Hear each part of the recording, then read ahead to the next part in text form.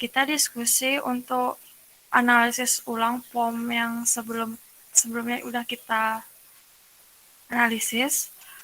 Esa, tolong dibaca lagi puisinya. Ya, aku baca sekarang.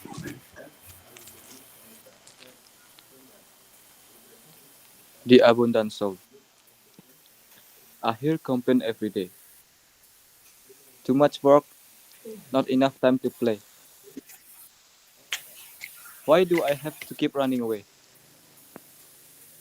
There is a kid who has nothing to eat. Another one can never find clean water to drink.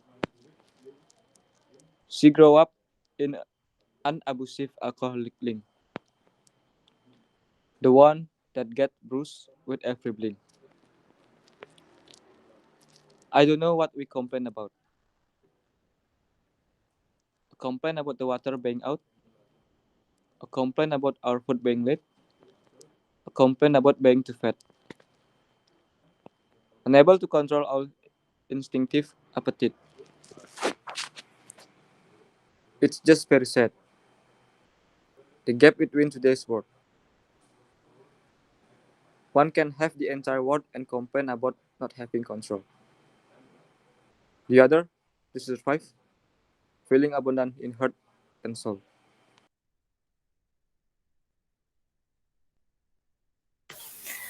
Berli, menurut kamu stansa yang pertama gimana?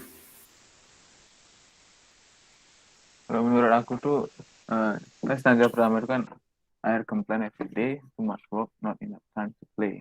And why do I have to keep running away? Jadi kalau diterjemahkan secara langsung ke Indonesia kan, saya mendengarkan keluhan setiap hari, terlalu banyak pekerjaan, tidak cukup waktu untuk bermain. Mengapa saya harus terus melarikan diri? Jadi saya penulis saat itu saya mendengar keluhan itu,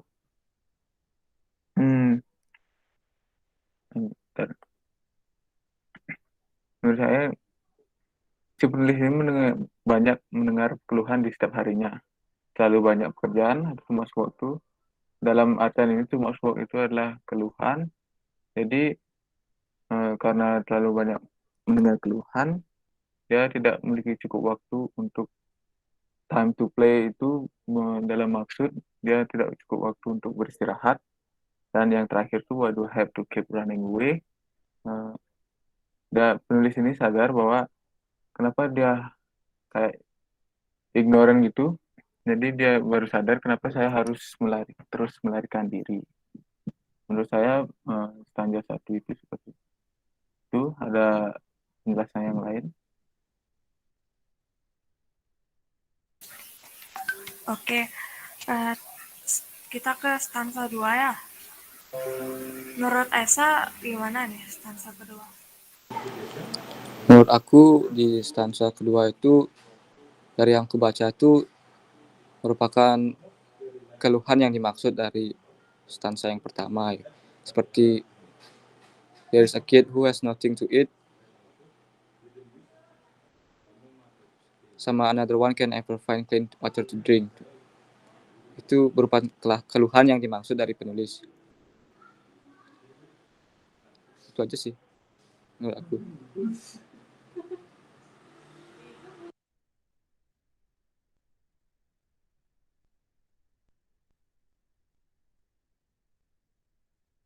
Jadi tambahan ya, di stanza 2 tuh aku nemuin satu figurative text, figurative language masa aku.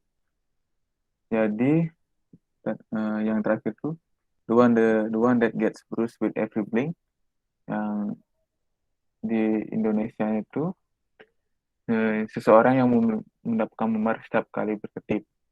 Menurut aku itu termasuk dari majas hiperbola, karena kalau itu tidak berarti bahwa seseorang ini mendapatkan memar atau kekerasan fisik di setiap kedipan matanya. Menurut aku penulis menggunakan untuk menjelaskan bahwa ada seseorang yang dianiaya atau mendapat kekerasan fisik yang sering gitu, maksudnya. Jadi penulis menggunakan kata every blink untuk melebih-lebihkan gininya teksnya tuh. Itu sih menurut aku. Oke, aku setuju juga sama pendapatnya Berli. Kita ke stansa ketiga. Wahyu, menurut kamu gimana?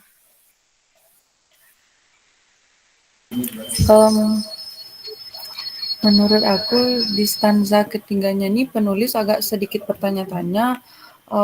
Dia tidak tahu apa yang kita keluhkan. Jadi apakah kita mengeluh tentang air yang keluar atau keluhan tentang makanan.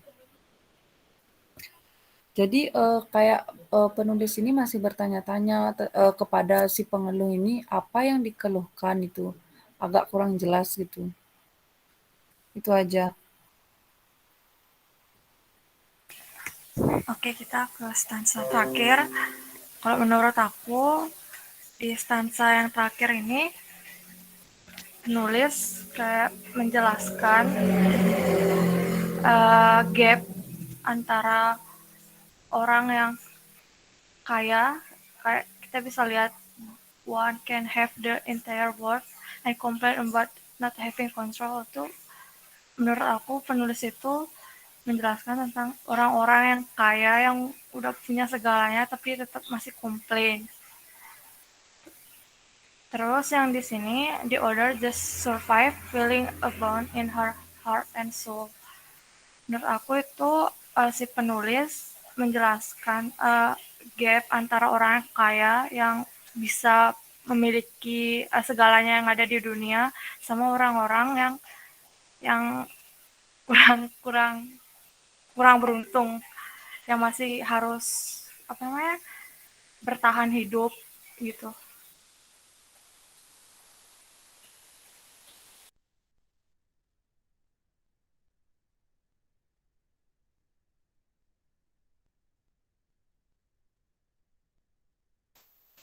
Oke, Esa, menurut kamu seluruh puisinya itu gimana mood yang disampaikan sama penulisnya? Kalau menurut aku sih, kalau aku baca, moodnya itu penulis itu seperti marah gitu. Soalnya kenapa orang-orang tuh selalu komplain, uh, kenapa orang-orang tuh tidak pernah selalu bersyukur gitu, dengan apa yang sudah dia punya gitu. Itu aja sih. Berli sama Wahyu setuju nggak sama Esa? Kalau aku setuju ya sama penjelasan Esa tuh. Menurutku kayaknya ini penulisnya ini seperti kecewa terhadap masyarakat. Kenapa dia harus mengeluh terus-menerus tentang keadaan? Kenapa tidak harus bersyukur saja? Jadi itu aja.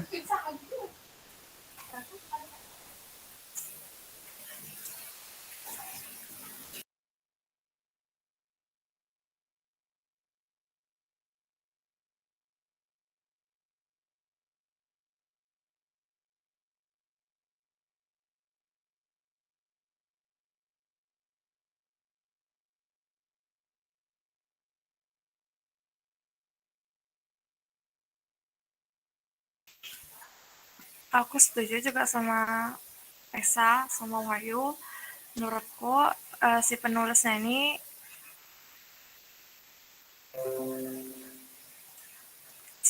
ini apa namanya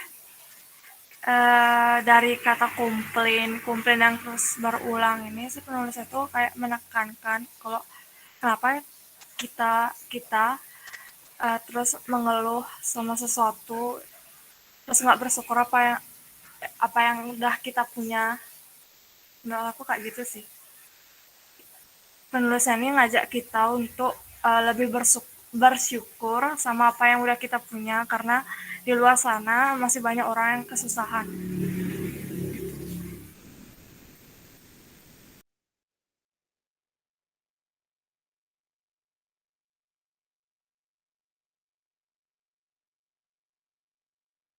Oke, kita bahas ke gitunya ya, ke format yang dipakai sama si penulis untuk puisinya ini.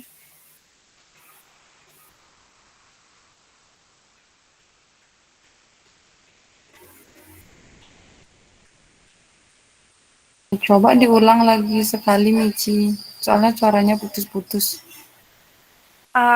Kita bahas ke form yang ada di form yang dipakai sama penulisnya ini. Stansanya lainnya. Jadi di dalam poems ini jadi si penulis ini make 16 lines dan ada 4 stanza di dalam poems ini. Udah itu aja, Michi. Michelle. Ya. Oke, di form yang dipakainya itu 4 stansa yang setiap Dan line 16 lines. di setiap line-nya itu di setiap stansa itu line-nya nggak beraturan. Kayak di stansa pertama Pertama ada ada 3. terus yang di stanza kedua ada 4 Ada dan di stanza kelima ada stansa ketiga stanza ketiga, sorry ya. di stanza ketiga Ada ada 5 ya. 5 lines, terus Ya. ada di stanza keempat ada 4 lines. Ya, terus rhyme yang dipakai tuh nggak beraturan juga menurut gue ya. Ya, Karena emang. di sini kayak everyday play away itu kan AAA ya.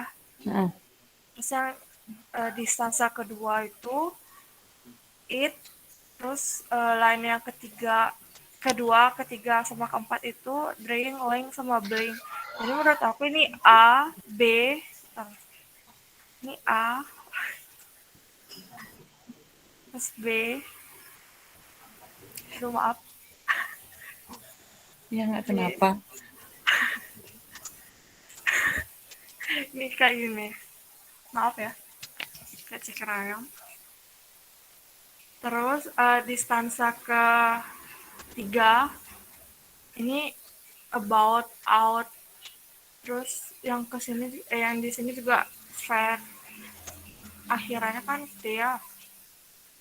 Ini aku pikir ini A, A, A.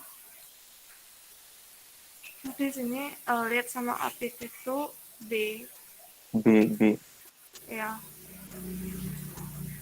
Terus di sini dia AABB rhyme ya.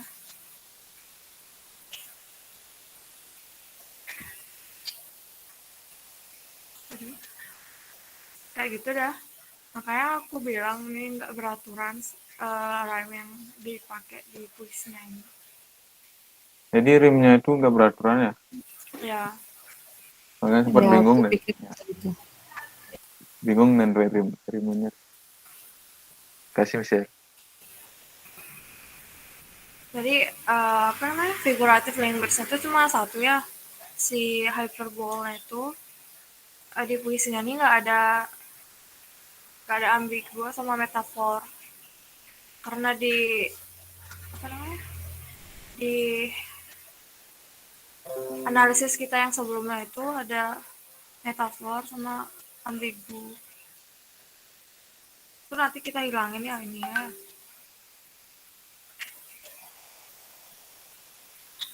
Terus stanzanya ini nanti diperbaiki aja kata-katanya. Udah dah.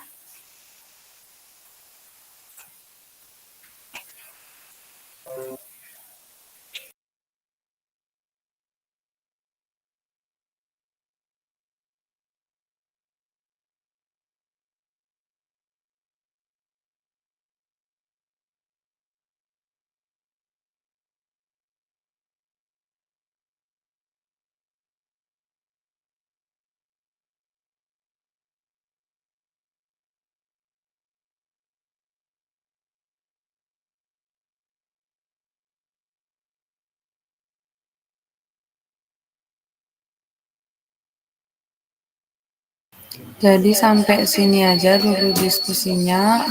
Teman-teman ada yang nanyain lagi nggak?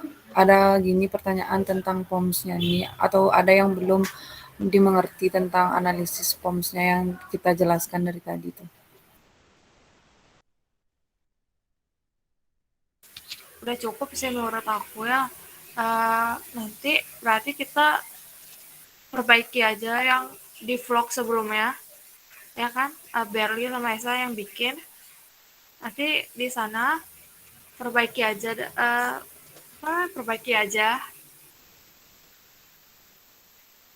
perbaiki aja, Vlognya. yang tadi kita bahas ya, yang tadi kita bahas sama yang sebelumnya. Itu aja dah. Esa sama Berli ada nanya. Cukup sih menurut aku, udah jelas. Udah jelas. Udah diskusinya aku tutup sampai sini aja ya. Terima kasih. Oke, makasih semuanya. Terima kasih.